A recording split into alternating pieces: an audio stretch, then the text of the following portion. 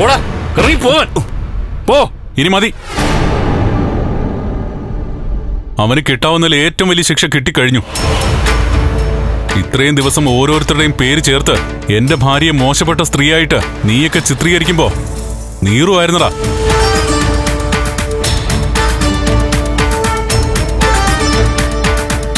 ഇന്നത്തോടെ ആ നീറ്റിൽ തീർന്നു.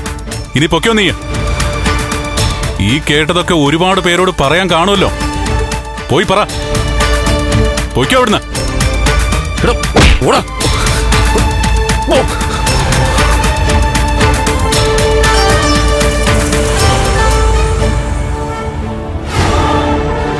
പോടാ.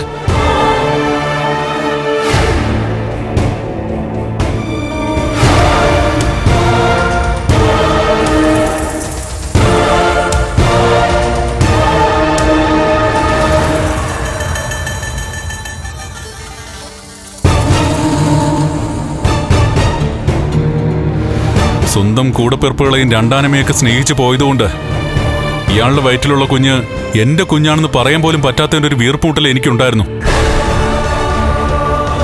ആ വിഷമം എത്രയാണെന്ന് ആർക്കും പറഞ്ഞാൽ മനസ്സിലാവില്ല. ഇനിയെങ്കിലും ചോദ്യങ്ങൾ അവസാനിക്കുമല്ലോ. എന്നാലും ചോദ്യങ്ങൾ ഉണ്ടാവും കണ്ണേട്ടാ. വീൽ ചെയറിൽ സഞ്ചരിക്കുന്ന കണ്ണേട്ടന് എങ്ങനെ കുട്ടികൾ ഉണ്ടായെന്ന് അവർ ചോദിച്ചോണ്ടേയിരിക്കും. ചോദിക്കുന്നവർ ചോദിക്കട്ടെ. അതിന് വ്യക്തമായ മറുപടി എന്റെ കയ്യിലുണ്ട്.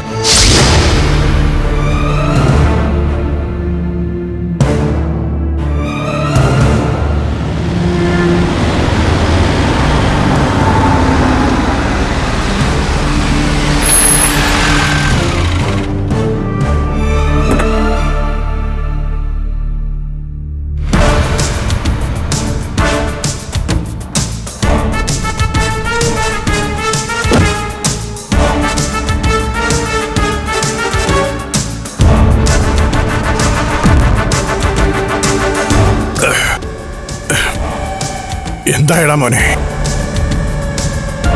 വിഷുവായിട്ട് വേദനിപ്പിക്കുന്ന കാര്യങ്ങളല്ലല്ലോ പറയാൻ പോകുന്നത്. ഏതാണ്ട് നമ്മളെല്ലാം അറിഞ്ഞല്ലേ അമ്മവാ. പിന്നെ ഇനി വിഷുവായിട്ട് വേദനിച്ചേ പറ്റൂ. കയ്യോടെ പിടിച്ചു. അയാൾ സമ്മതിക്കുകയും ചെയ്തു. അവളുടെ വയറ്റിൽ കിടക്കുന്ന കുഞ്ഞിന്റെ അച്ഛൻ അയാളാണെന്ന്.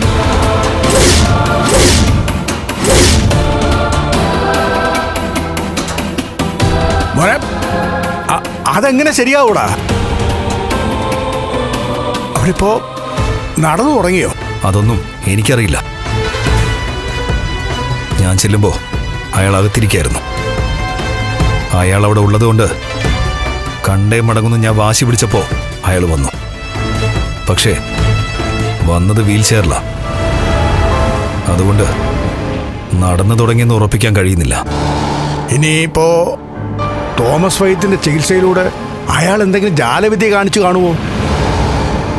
മഹാലക്ഷ്മിയും കണ്ണനും തമ്മിൽ വേർപിരിഞ്ഞോ ഇല്ലയോ, അത് മാത്രമായിരുന്നു എനിക്കറിയേണ്ടത്. ഇനിയിപ്പോ ആ കുഞ്ഞ് എങ്ങനെ ഉണ്ടായെന്നതിനെ പറ്റി ഒരു അന്വേഷണത്തിന്റെ ആവശ്യമൊന്നുമില്ല അമ്മവ. ആ കുഞ്ഞ് എങ്ങനെ ജനിച്ചിട്ടുണ്ടെങ്കിലും ശരി, അതിന്റെ അവകാശം അയാൾ ഏറ്റെടുത്തു കഴിഞ്ഞു.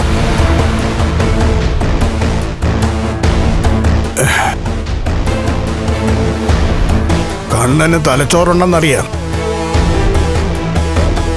എന്നാലും അത് ഇത്രത്തോളം ഉണ്ടാവുമെന്ന് കരുതിയില്ല. അവൻ 10 തലയുള്ള രാവണനല്ലേടാ. അതെ, പക്ഷെ രാവണന് ചില നേരത്തെ നേരുന്നെറിയുണ്ടായിരുന്നു. എന്നാൽ ഇവനതില്ല. അവന്റെ പച്ച മാംസത്തിൽ കത്തി കയറ്റുകയാണ് വേണ്ടത്. ഇനി അതല്ലാതെ രക്ഷയില്ലടാ മോനെ.